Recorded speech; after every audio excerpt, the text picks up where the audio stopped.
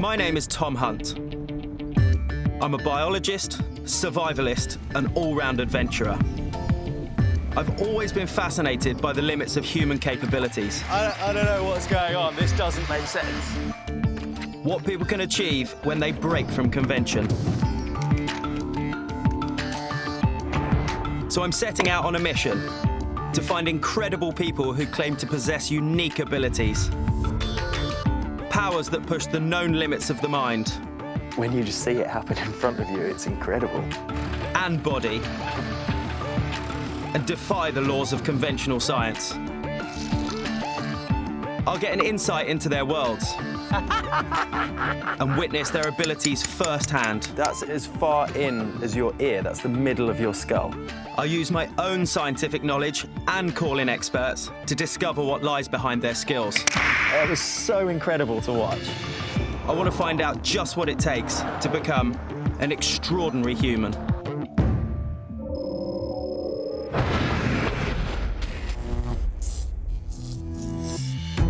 This time, on my search for extraordinary humans, I'm on the hunt for two people who are literally dicing with death.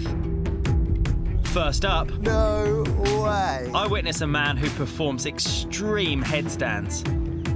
You do a headstand on this.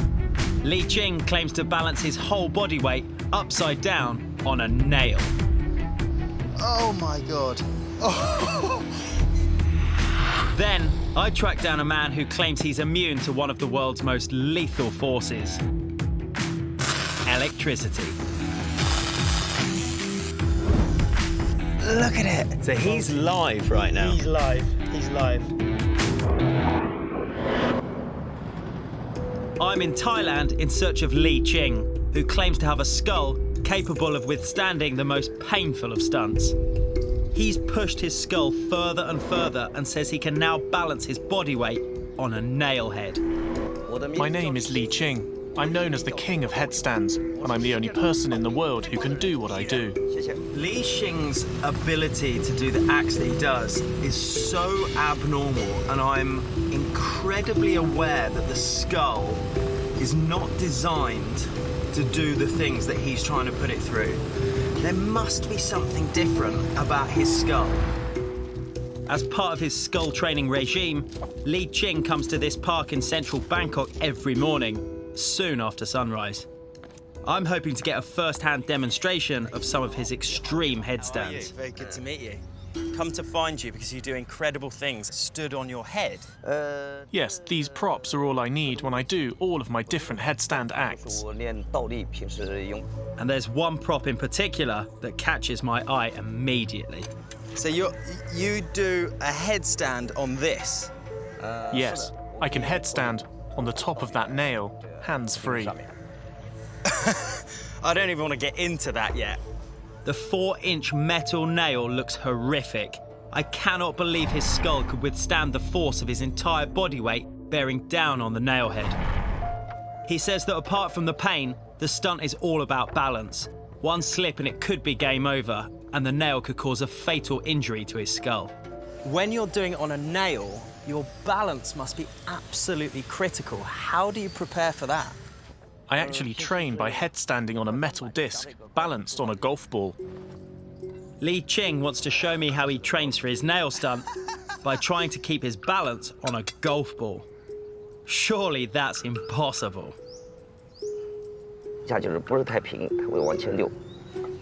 Okay, so let me get this straight. You're going to do a headstand, balance. I can't believe that's even possible. Would I be able to try maybe standing on it? You can try, but I don't think you'll manage it. Honestly, I cannot see how this is possible.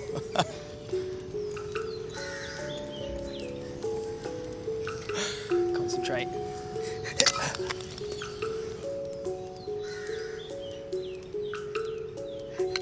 It's impossible. This is not possible. Li Ching claims he could do this standing on his head for 10 seconds. Go for it.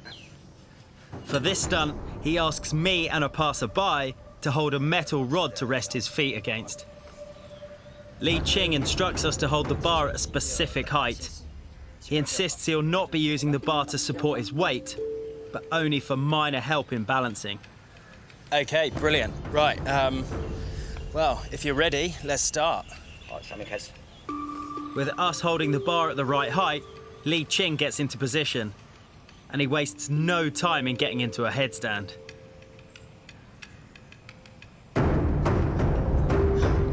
Then lifts his hands. No way. That is incredible. The pressure on his skull and neck must be immense, not to mention the extreme concentration required. Wow, there's a little bit of weight against the bar, but he's only using a little bit for balance. It must be all in his neck. Wow, that's 20 seconds at least. Wow.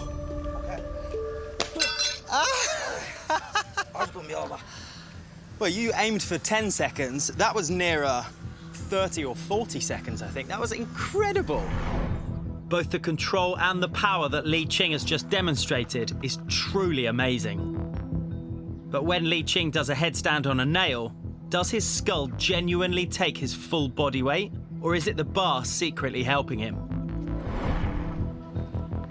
To find out, I'm taking Li Ching to Thailand's leading sports science facility, Bangkok's Chulalongkorn University. Dr. Vijit Kanung Sukasem is going to use the latest technology to investigate how Li Ching's skull could possibly withstand the force he claims. This is Lee. First, Dr. Vijit wants to work out Li Ching's exact weight. Step on. 67 kilos. Okay. Then, with the scales reset to 0, Li Ching does a headstand with his legs against the bar. The first time his body weight is 67, and then when he did some headstand, it's 66. So 1 kilogram lost. But that's still 98% of his whole body weight Still, yeah. on his head and going through the neck and the spine.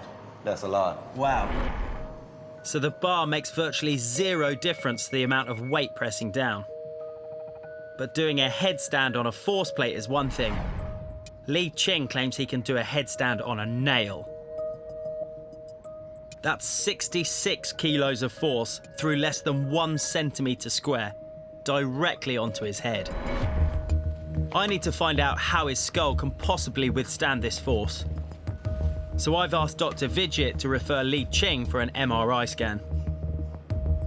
I want to see inside his head, searching for any physiological difference that could make his skull stronger than the average. The scan will produce hundreds of cross-sectional images of the head. And once Li Ching has recovered from the scan, the doctor calls us in to show us the results. Doctor, we've got the results. The main question is there anything different about his skull?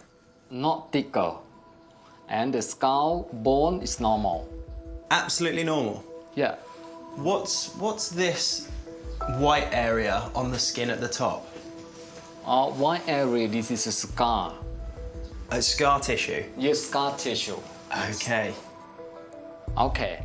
The doctor reveals that although the MRI has shown that Li Ching's skull is no thicker than average, it did detect severe scar tissue right at the top of his head, Okay. in the exact spot where he performs his headstands. Do you think that helps Li Ching in doing the stunts that he does? Is it any tougher than normal skin? Yes.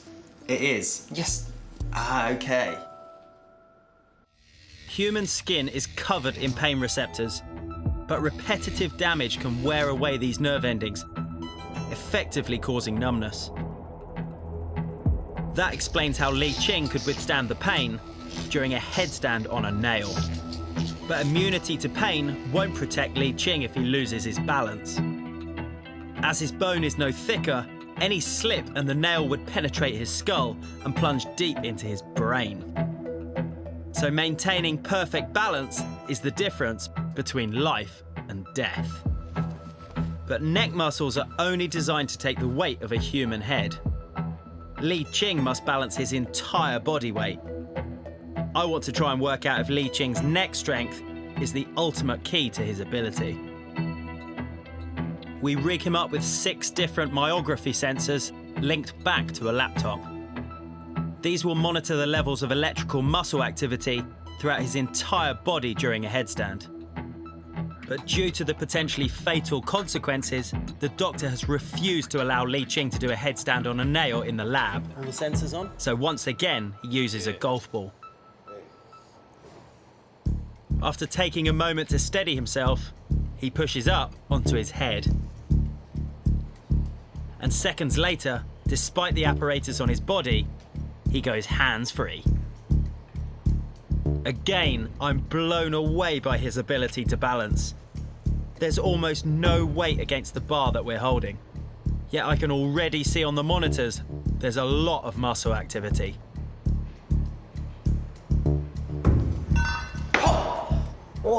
Li Ching's remarkable headstand has clearly impressed the experts. That was absolutely perfect, and I could feel. Could you feel the body twitching? Yeah.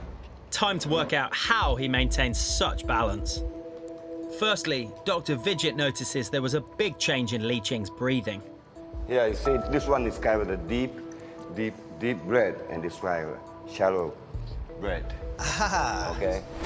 Before the headstand, he took big breaths using his chest. But once he was up, the breaths were much more shallow, rapid, and coming from the abdomen. But what I really want to find out is which muscles will be most critical when balancing on the nail head.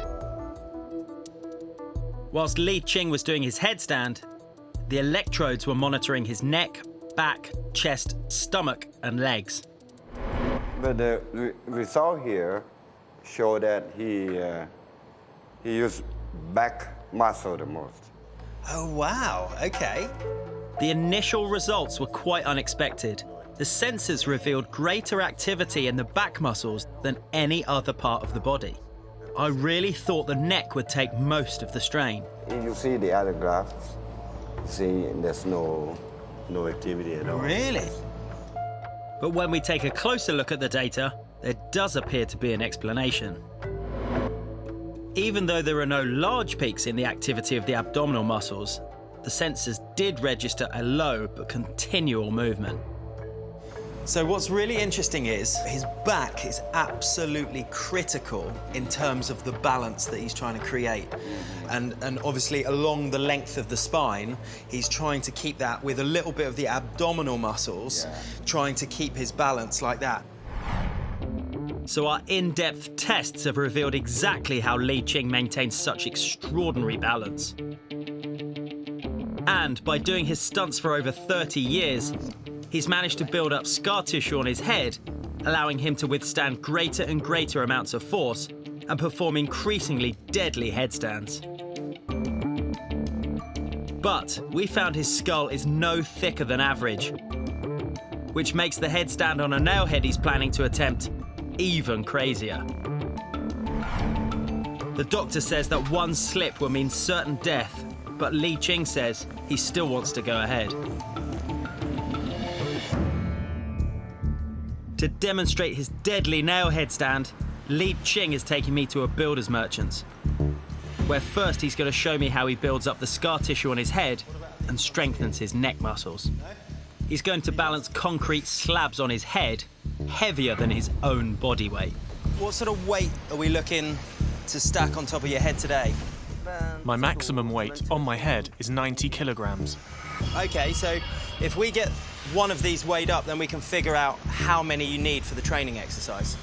Cool. 90 kilograms is a serious amount of weight. Equal to that of an adult deer, it's far heavier than Li Ching and extremely dangerous to take on the head. Yeah, that's 15.5 kilos, so that would be, well, 6 would be over 90 kilos. That's right, it would be 93 kilograms. Wow. That's actually more than I weigh. But Li Ching insists that he can take on such a dangerous challenge. This is going to be seriously impressive, but I think I'm going to have to find some other people to help me, both in terms of safety and also to just actually get the blocks on top of his head. With Li Ching almost prepared, I call in some of the warehouse staff to help me out.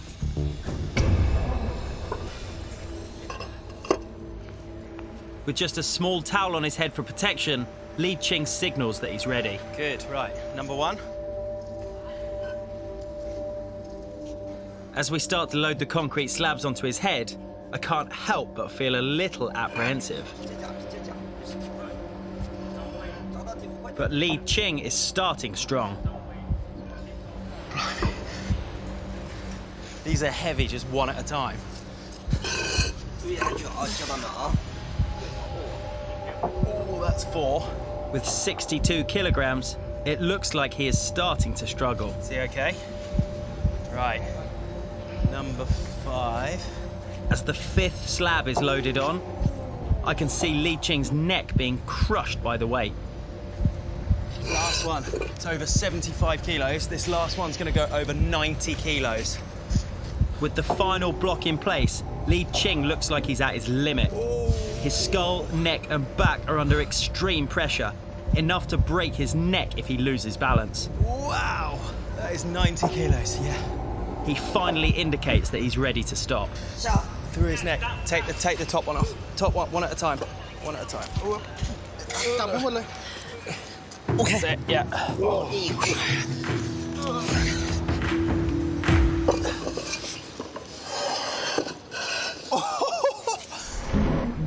What Li Ching has just done is beyond what I thought was possible.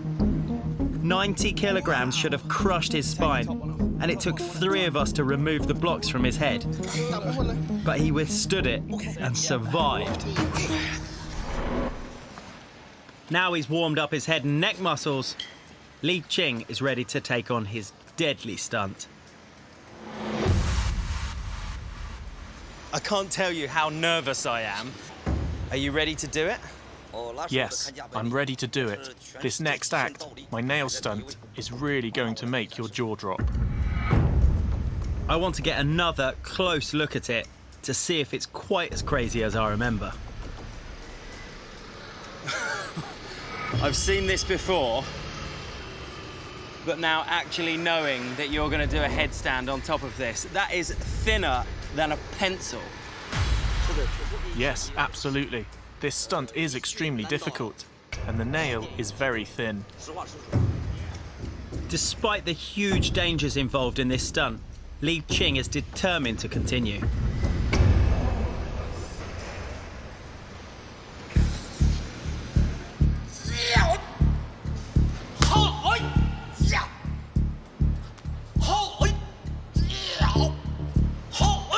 With everything in place, it's time for his final challenge. Right. Once again, I'll be holding the bar, You ready? but we've proven that this will not be Okay. taking any of his body weight. It will all be pressing down onto the head of the nail.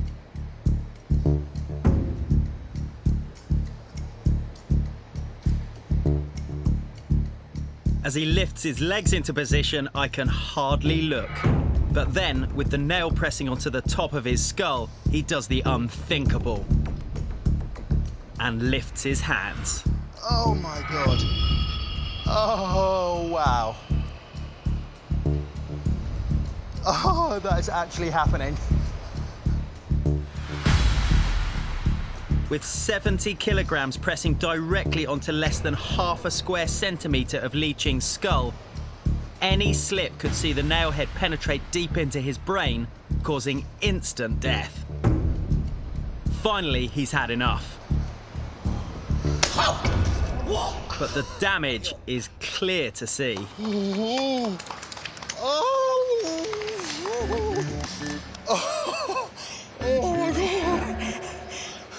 There's a massive dent in your head. You feel okay? Yes, each time I practice this, it looks that way, but I'm feeling so good right now. I'm freaking out a little bit right now. That was absolutely incredible. That was one of the most mega acts I've ever seen. Li Ching's nail stunt has completely blown me away. Oh my God. Oh, that is actually happening. I never thought it would be possible to survive placing 70 kilograms worth of weight on such a tiny point of the human skull. everything about him, his physiology, his physique, his mind, the mental practices that he goes through, his discipline, 34 years. There's no wonder that he's the only person in the world that can do that. I'm just... That was incredible. From balancing on a golf ball No way. That is incredible. to headstands on a nail, Oh, wow. through years of dedication and practice, Li Ching has truly mastered his art and is, without doubt, extraordinary. Next up, I'm traveling across the globe to meet another man who performs an act that would undoubtedly kill any other person. I'm heading back home to Bristol, England. So this part of my journey brings me back onto home soil, back in the UK.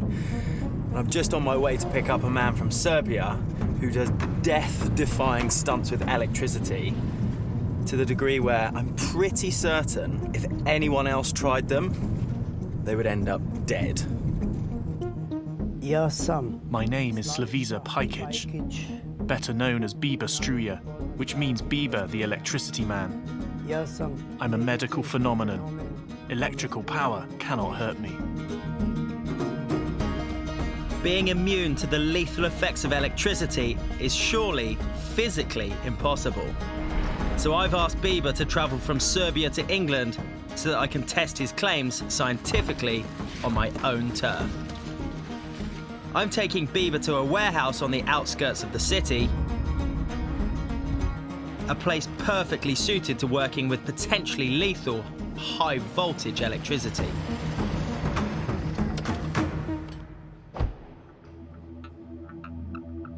So Biba, I've brought you to this warehouse because I didn't want there to be a limit of power supply, all right? We have, if we need it, an industrial amount of electricity.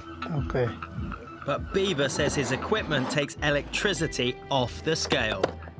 As he unpacks his machines, it quickly becomes apparent that these aren't just your ordinary electronics. It looks like he means business. And Biba tells me just how much voltage this machine can generate. Plugging this in, I will get 220 volts. But this transformer runs at 9,000 volts. This kind of electricity can be dangerous. For ordinary people, it definitely is, and does kill. Well, I'm gonna let you finish getting set up. It looks dangerous. Biba's transformer is 40 times more powerful than a standard socket. With so much voltage flying around, I've called in a paramedic in case anything goes wrong. I've also brought in a professional electrician to ensure what Biba is doing is genuine. With everyone in place, it's time to see if Biba really is immune to electrocution. So Biba, are you ready? Yes. Go for it.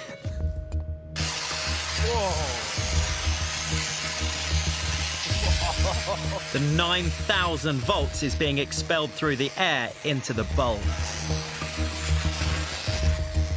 But then Biba takes the electricity directly onto his hand, through his body, lighting up the bulb. Any normal person would suffer a huge electric shock from such a high voltage. I'm not quite sure how Biba survives this. But whilst it certainly looks impressive to me, I'm no physicist. But Nigel says Biba really should be suffering a serious shock from doing this. I mean, you must have, in your line of work, have you ever taken a shock of any? Many times. It's a very painful experience. If you touch the live conductor, it hurts a lot. It's unbearable and potentially fatal. Nigel says that the 9,000 volts the machine generated is much more deadly than a shock from a domestic socket. Anywhere near that, it'd probably break. But he also recognises the machine and knows how it works. Nigel says it's actually capable of generating a much, much higher voltage. The first coil steps the voltage right up to 9,000 volts, and then afterwards we have the Tesla coil, which escalates the voltage through some special coils, which was invented by Nikola Tesla. Born in 1856, Nikola Tesla was a Serbian inventor and physicist. Having invented the alternating current system, the method used in present-day power distribution, he is widely regarded as one of the key figures in the harnessing of electricity. In 1891, Tesla invented the Tesla coil. Used in experiments such as electrical lighting, early X-ray generation, and wireless electricity, and with it still being used in modern-day radio transmission, the Tesla coil was one of the most important inventions of the 19th century. It's this high-voltage device that Biba has recreated to demonstrate his immunity to lethal amounts of electricity. To prove it, he's now going to turn his Tesla coil up from the 9,000 volts he did earlier to full power. That's a staggering 200,000 volts. That's over 830 times higher than a standard UK plug socket. Biba cranks up his coil to the max.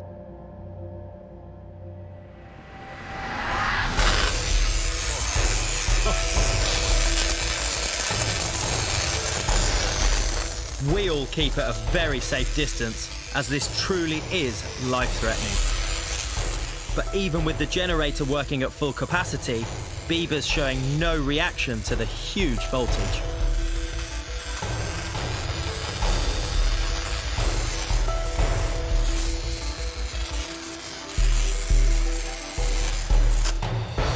Finally, he shuts it down. But he's not finished there.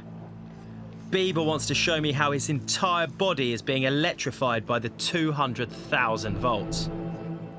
He takes a cotton bud on the end of a stick and soaks it in butane. Then he asks me to touch it to his skin. Może?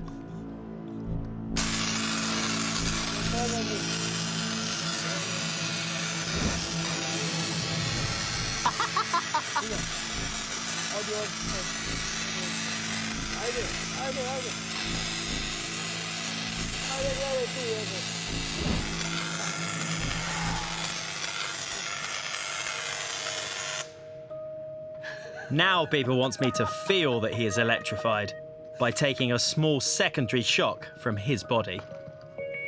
It sounds dangerous, but I do want to make 100% sure that the electricity is definitely flowing through him.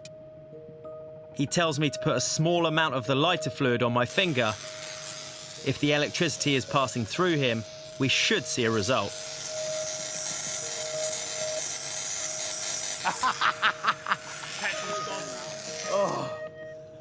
There's no doubt the electricity really is going straight through Biba's body. That's quite intense. I can't feel much of my finger anymore.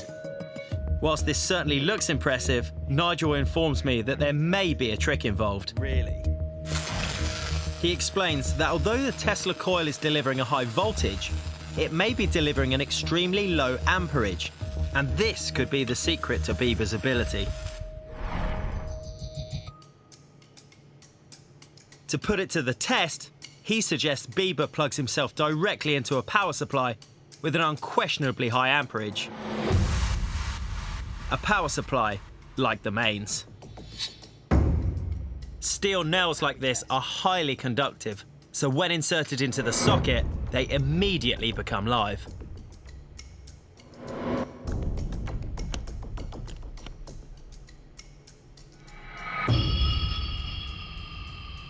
I cannot believe what he's doing. Putting any metal object directly into the main socket should kill you. Instantly. There must be some kind of trick going on. Is the electricity really going through his body? So is there any way that we can test different parts of his body to see if there's current going through? Sure. I've got this live voltage meter here. Okay. Which, when I hold it close to the nail, you can see it light up even though I'm not touching it. Yeah. Okay, so that shows that there is mains voltage there. Okay. If I hold it next to you, I don't get a light. Okay? Clearly. Whereas here, we can show different parts of the body lighting up So he's live right now. He's live. This should be deadly, so to try and find out why he is immune to the current, Nigel wants to test the electrical resistance of Biba's body. This will tell us if his body is somehow able to absorb or insulate him from the electricity. Right, can we get the machine on it so we can actually see that it is what we think it is? Yep, I'm going to do a voltage test on this now. Okay. And we can see that. We have here 240 volts exactly. I can do a test on his skin and I can see voltage there now. It's about 38 volts. Okay, so he's absorbing. I don't understand exactly what's going on there, but he is acting as a resistor of some kind. And genuinely, you're not feeling anything, or you feel a tingle? I absolutely feel nothing at all. There's just something else. I mean, in your professional opinion over the years, did you ever expect that this was even possible? No way. This is dangerous and I absolutely would not recommend anybody did this at home. It goes against everything they teach you at school, textbook, about the dangers of electricity. Thank you. So far, Biba is proving to be a physiological mystery, and I'm no closer to understanding how he does this. As a biologist, I'm confused by what Biba has just demonstrated. How can he withstand such deadly electrical currents?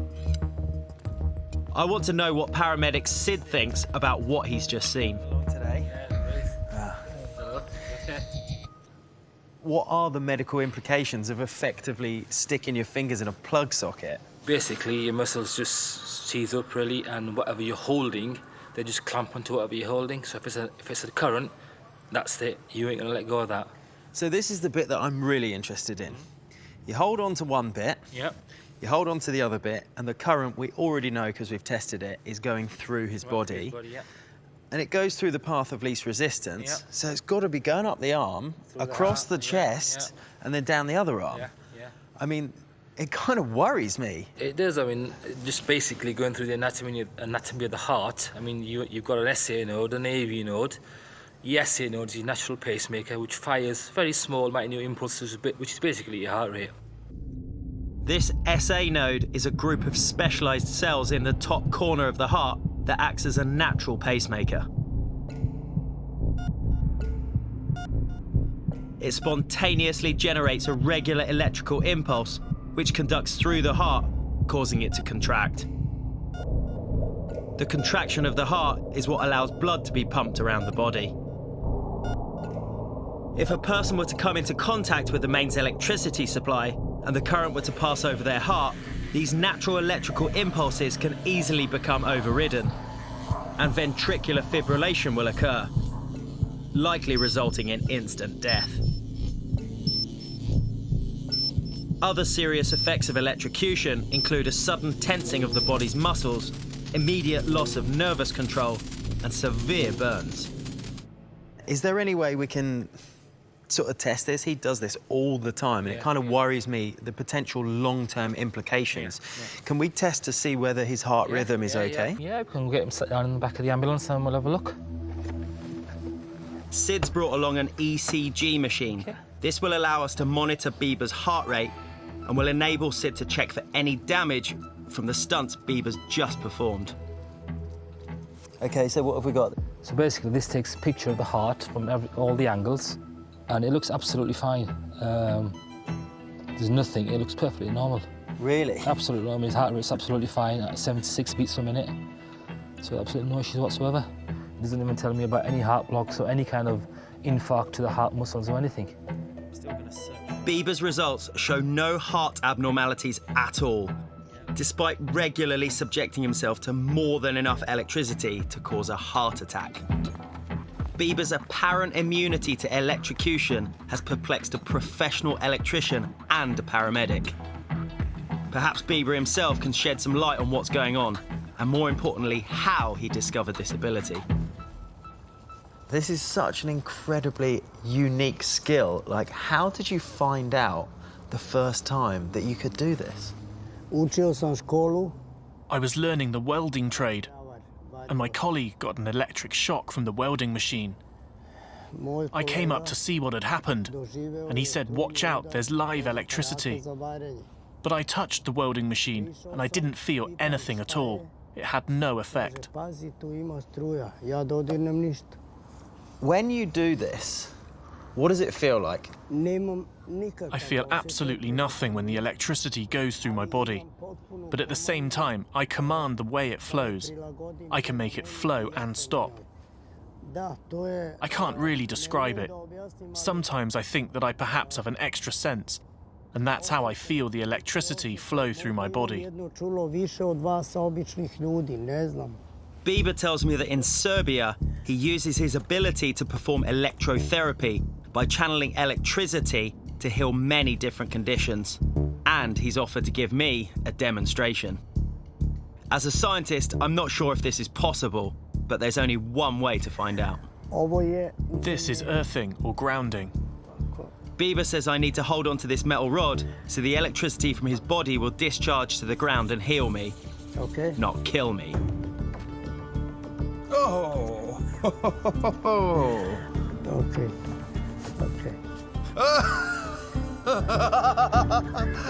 The electrical effects are immediate.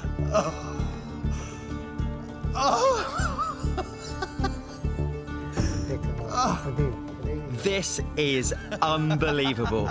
I've never experienced anything like this before. Oh my God, he's like a battery. By touching your forehead, I try to determine if there are any internal problems with your body. This is the strangest experience. He works on my forehead, sinuses, glands, and neck. I don't know how he's doing this, or exactly where the electrical energy is coming from. But what I do know is that there's a definite effect on me.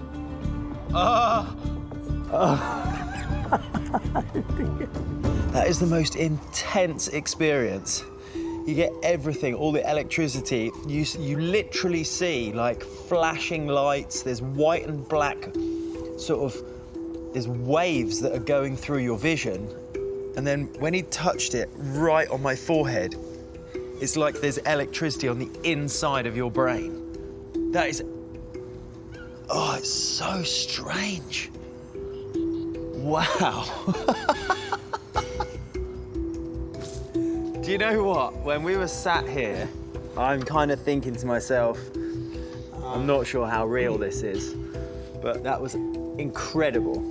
How do you do this? What makes you different compared to anyone else? I think it may be because I don't sweat at all. My skin is extremely dry. The fact that I don't have sweat glands is definitely linked to my ability to conduct electricity through my body. As the salt in sweat conducts electricity, any normal human skin would offer almost no resistance, meaning all of the electricity's power would flow through the skin and into the body. But earlier, electrician Nigel noticed that somehow Biba was acting as a resistor. I can do a test on his skin, and I can see voltage there now. It's about 38 volts. Okay, so he's absorbing. I don't understand exactly what's going on here, but he is acting as a resistor of some kind. Right. A lack of sweat in Biba's skin would explain this extraordinary electrical resistance. So, I want to test his skin to see how much sweat it contains. So, one of the areas that consistently sweats is the palm of the hand just here. So what I'm going to do is I'm going to mix this up, put some on your palm, okay? I want you to rub your hands together, and the heat that's created should create some sweat. Any moisture at all will react with the chemicals in the powder, turning it dark brown. I'll use my hands as a comparison to show what should happen. Right, ready? Okay.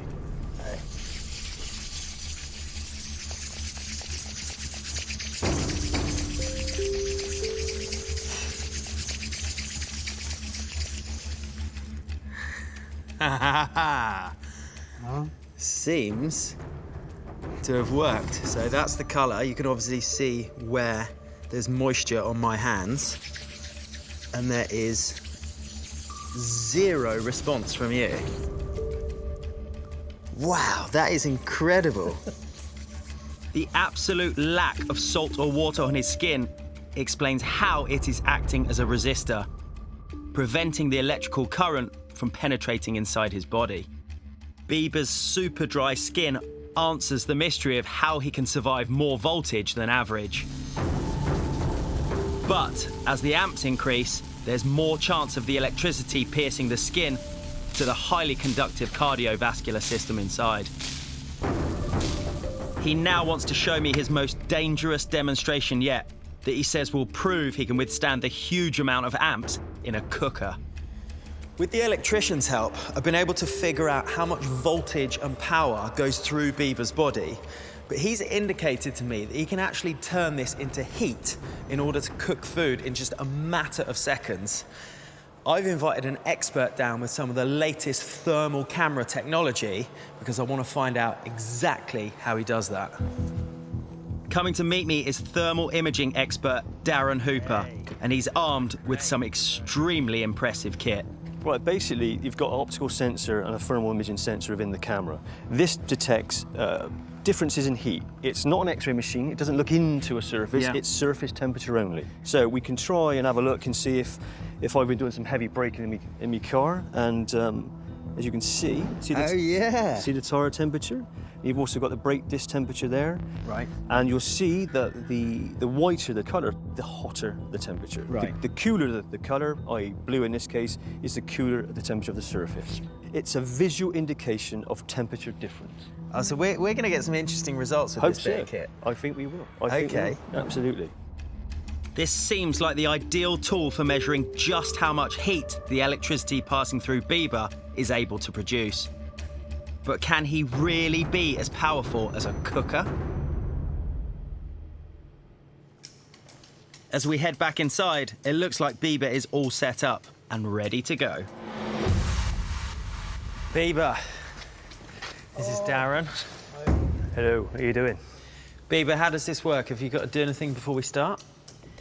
I will do a new experiment where I will put a raw egg into the bowl of water, and using these 2 metal bars, I will try to boil the water and cook the egg. Biba has the mains electricity running directly into 2 nails protruding from a board. When he touches the metal bars to the nails, they and he will become electrified. But firstly, I want to get some control temperature readings. So you're looking at 15.1 degrees for the water, and the egg, it's very similar, 14.7, 15 degrees. Sort of ambient room temperature is about 15 degrees. That's it, you've got it. Biba says that he'll be using so much power he can get the water boiling in under a minute, faster than a kettle. Right, okay, well, before we start, I want to be able to time this. Sid, do you want to come and help and time it? With everyone in place, it's time to turn up the heat. Great. Ready when you are.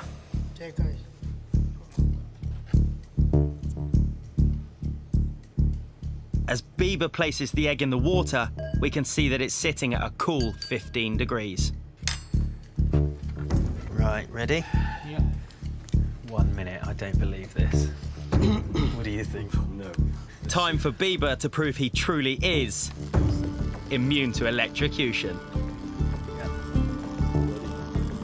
Well, I'm starting to believe it might be a minute now. Yeah, 52 degrees, 60 degrees. Almost immediately, the thermal imaging camera reveals that the water really is heating up. Oh, it's going up. Once again, Biba seems completely unaffected by the lethal electricity coursing through his body. Look at it steaming.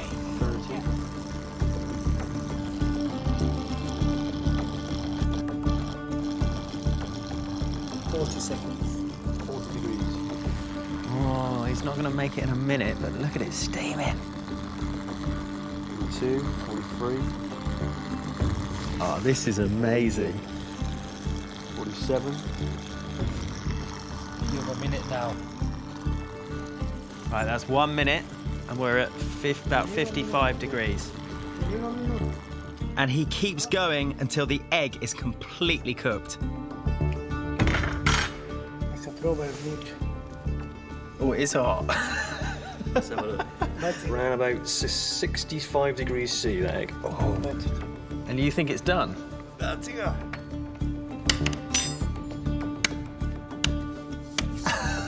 Well, I know. That is crazy. Somehow, he survived enough power to cook an egg. A boiled egg.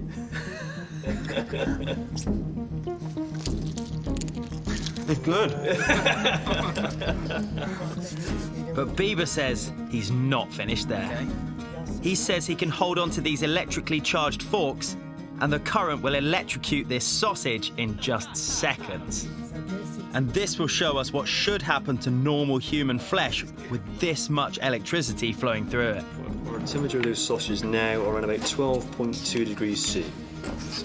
Oh, yeah. Now this I have to see.